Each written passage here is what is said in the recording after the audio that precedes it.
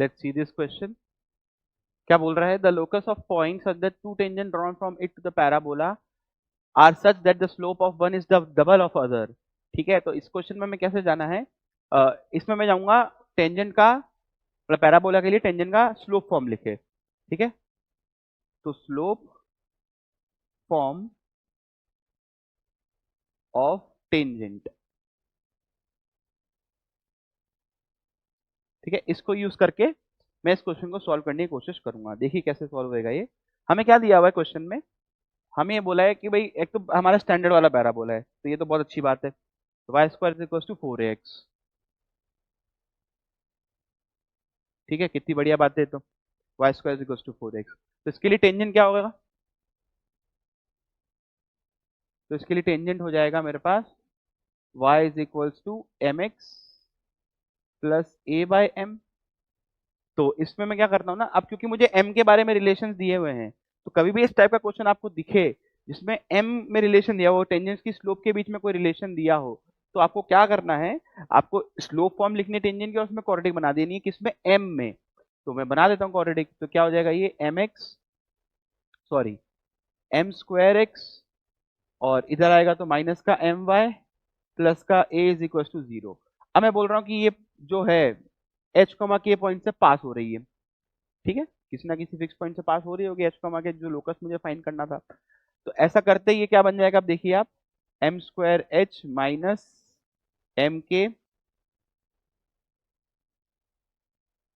Plus A is equal to 0, और इसके root कौन है? m1 and m2।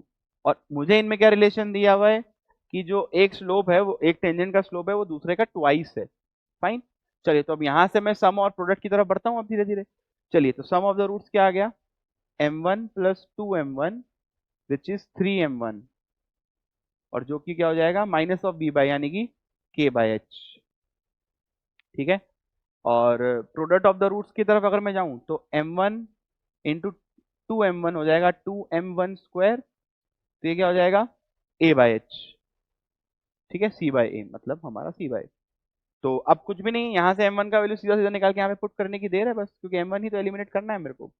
चलिए, तो यहाँ से m1 का वैल्यू आया k बाय 3h, और मैंने यहाँ पे पुट किया, तो 2 times k square by 9h square, ये किसके बराबर हो गया भाई?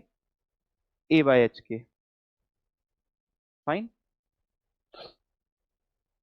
ठीक है, तो ठीक है, एच से एक तो उड़ा दिया मैंने, कोई दिक्कत है नहीं, रिप्लेस कर दिया। तो y square is equal to 9/2 times a x.